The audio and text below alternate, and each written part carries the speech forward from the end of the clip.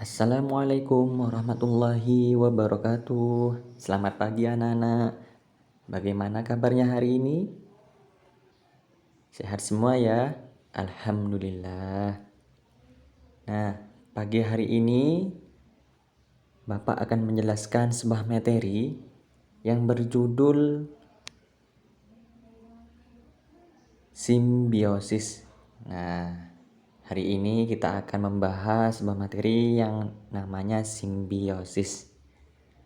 Anak-anak tahu enggak apa itu sih simbiosis?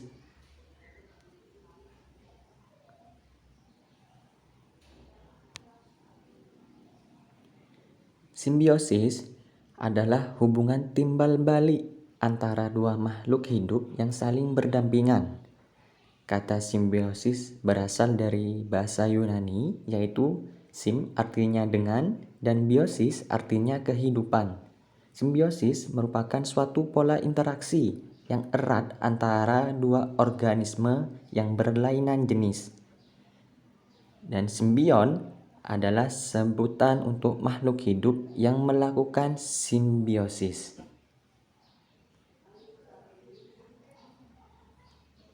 Nah, di dalam simbiosis sendiri ada 3 jenis simbiosis. Yang pertama mutualisme, yang kedua parasitisme, dan yang ketiga komensalisme. Untuk pertama kita akan membahas simbiosis mutualisme. Untuk simbiosis mutualisme adalah hubungan sesama makhluk hidup yang saling menguntungkan kedua belah pihak. Nah, yang artinya organisme satu dengan organisme yang lain saling menguntungkan. Tidak ada yang dirugikan satu sama lain. Contohnya yang pertama adalah hubungan bunga dengan lebah. Lebah membutuhkan madu yang terdapat pada bunga sepatu sebagai makanannya, dan bunga sepatu sendiri membutuhkan lebah untuk membantu terjadinya proses penyerbukan yang nantinya akan membuat bunga lebih bermekar lagi. Nah, contoh yang kedua untuk simbiosis mutualisme ya adalah burung jalak dan kerbau. Nah, kerbau sendiri ini memperoleh keuntungan dengan habisnya kutu-kutu yang menempel di tubuhnya, sedangkan burung jalak merasa untung karena mendapatkan makanan berupa kutu yang ada di kulit kerbau itu. Nah, yang kedua kita akan membahas simbiosis parasitisme. Simbiosis parasitisme adalah hubungan di mana pihak yang satu mendapatkan keuntungan dan yang satu lagi mendapatkan rugi atau merugikan pihak lain. Contohnya adalah benalu dengan pohon mangga. Benalu adalah seperti semak-semak belukar yang banyak daunnya ini ya, yang ditandai oleh bapak ini. Nah, benalu sendiri termasuk tumbuhan biji dan berdaun hijau. Akar benalu tidak sempurna sehingga tidak mampu menyerap air dan hara langsung dari tanah. Untuk memenuhi kebutuhan akan air dan hara tersebut, benalu menumpang pada ranting tumbuhan jenis lain. Akibatnya, biasanya ujung ranting tanaman yang ditumpanginya mengecil, kurus, dan akhirnya mati. Oleh karena itu, kalau anak-anak memiliki pohon di depan rumah, kalau ada benalu, segera dipotong benalunya.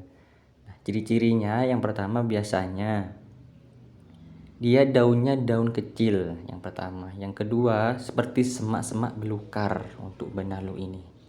Nah, yang kedua untuk contoh simbiosis parasitisme adalah tali putri dengan inangnya. Anak-anak tahu enggak tali putri yang ini? Yang berwarna kuning seperti tali. Biasanya ini tali putri langsung mengambil sari-sari makanan yang sudah dikelola atau di fotosintesis sang inang. Jadi tali putri hidup dengan 100% parasit dengan mengambil sari makanan yang sudah jadi. Maka tumbuhan yang ditempeli tali putri akan lebih cepat mati. Karena sari-sari makanan yang sudah jadi langsung diserobot parasit itu tadi. Nah, selanjutnya yang terakhir adalah simbiosis komensalisme. Simbiosis komensalisme adalah di mana pihak yang satu mendapatkan keuntungan tapi pihak yang lain tidak dirugikan atau tidak diuntungkan. Yang artinya yang satu mendapatkan keuntungan, pihak yang satunya lagi tidak mendapatkan rugi ataupun untung apa yang dilakukan oleh pihak yang pertama tadi. Nah, contohnya hubungan ikan badut dengan anemon laut. Ikan badut dan anemon laut adalah contoh sederhana dari simbiosis komensalisme. Ikan badut memanfaatkan tentakel anemon laut yang berbisa untuk melindungi dirinya dari predator. Nah, ikan badut diketahui menempati anemon laut sebagai tempat tinggal, sedangkan anemon laut tidak mendapatkan keuntungan atau kerugian dari ikan badut tersebut. Nah, contoh yang kedua biasanya adalah tanaman anggrek dengan pohon mangga. Nah, berbeda dengan benalu tadi yang sebagai parasit bagi pohon mangga, kalau pohon anggrek ini tidak menjadi parasit. Kenapa? Karena tanaman anggrek mendapat keuntungan berupa rumah tinggal, sedangkan inangnya, pohon mangga itu sendiri tidak mendapatkan keuntungan apapun dan tidak dirugikan.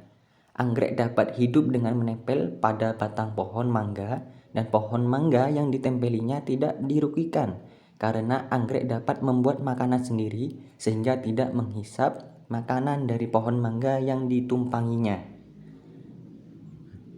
Untuk tanaman anggrek sendiri bisa memproses makanan sendiri, tidak membutuhkan atau tidak membuat pihak yang lain dirugikan, tidak seperti benalu.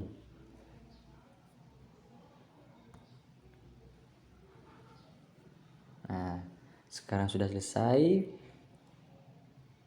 Kalau ada pertanyaan, nanti bisa ditanyakan ke Bapak pada via chat, grup, ataupun pribadi.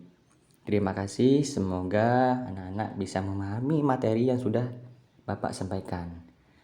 Wassalamualaikum warahmatullahi wabarakatuh.